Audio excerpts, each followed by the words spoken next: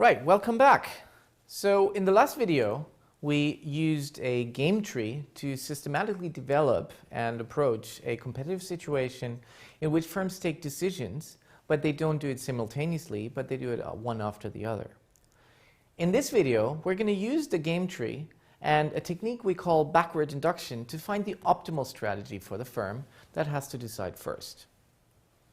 So let's have a look. So we know that Mars had the first choice. They had the choice of signing the product placement contract or not signing it. And if they sign it, the game is over. Hershey's does not have a choice. Whereas if they don't sign it, then Hershey's gets to decide if they want to accept or not accept the deal. As the game played out, we found this result. So Mars declined and Hershey's accepted. This turned out to be a loss maker for Mars. They lost $500,000, and Hershey's won by $200,000. Okay, so what we're going to do is we're going to apply that concept of backward induction and try to go back and see if this is an outcome that is optimal in any sense, or if it's something that we should have expected. But let's first see what backward induction is in the first place. Backward induction is the process of simplifying a sequential game. You remember looking for dominant strategies, you remember looking for dominated strategies and eliminating them. It's a bit like that, right? So you're trying to simplify a particular type of game. We're eliminating actions at the final node and we work our way forward.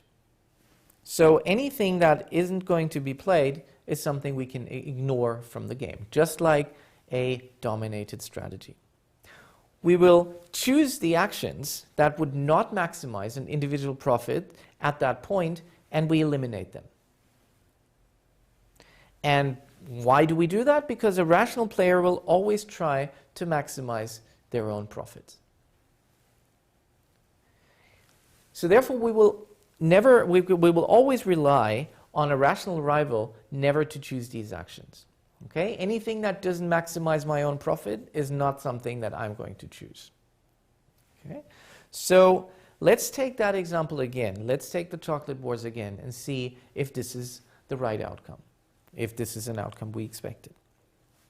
Okay, so if Mars chooses to sign, then there's no contest, no choice for Hershey's.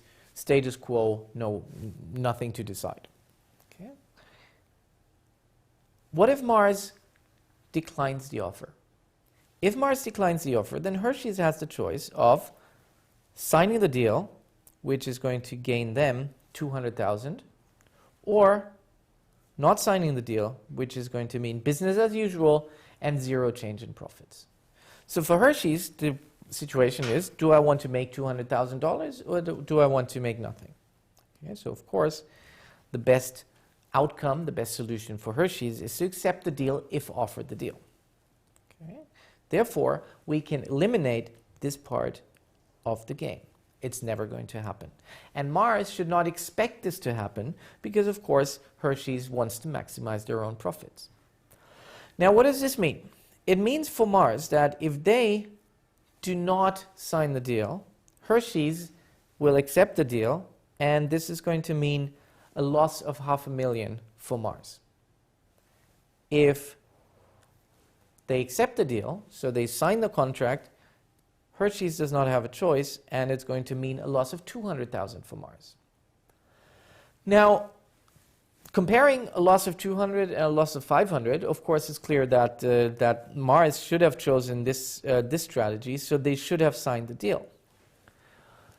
But I think we're probably losing out some sort of realism here, because if you go to your manager, if you go to your boss and say, well, here's a product placement offer I got, and I believe it's going to lose us $200,000, can we please do that? It's going to be a difficult sell, right?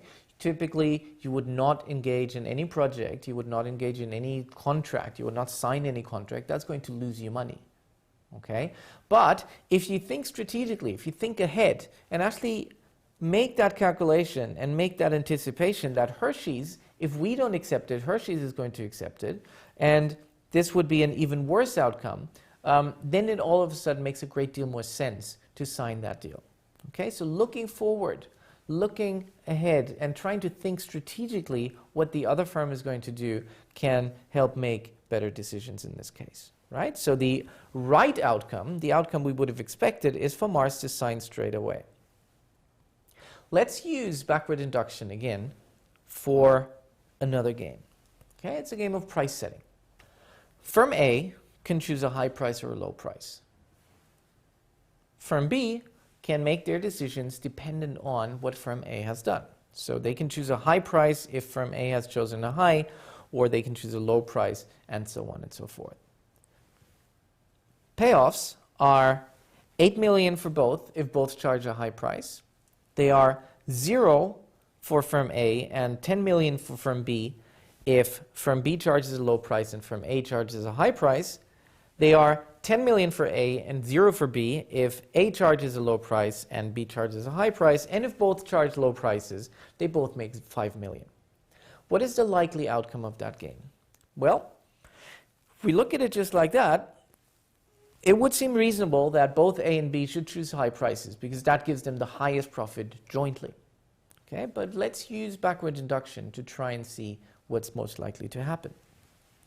If Firm A has chosen a high price, Firm B will have the choice of either getting 8 million if they choose a high price or getting 10 million if they choose a low price. So the best response, the best strategy for Firm B is to charge a low price here. Okay, because 10 million is bigger than 8. If Firm A chooses a low price, then Firm B can choose between charging a high price and getting 0 and charging a low price and getting 5 million. So the best choice for them, again, is to charge a low price. Okay? Now Firm A is going to take a step back. They're going to try to anticipate what's going to happen, and charging a high price means profits of 0 for them. Charging a low price means profits of 5 million for them. So what we expect in this game via the technique of backward induction is that Firm A charges a low price because they anticipate that Firm B is going to charge a low price as well. So the outcome of the game would be that both firms charge a low price. We're basically in a prisoner's dilemma type situation, as you've seen in previous videos, where both firms do something that's individually rational but not collectively profit maximizing. So in this video, we've used the concept of the previous one, game tree. We've used a technique called backward induction to find what the optimal strategy for a firm is.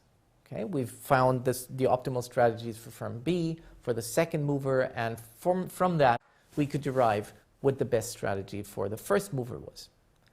So we're going to have an exercise on this just after this, but for now, thanks very much, and I will see you very soon.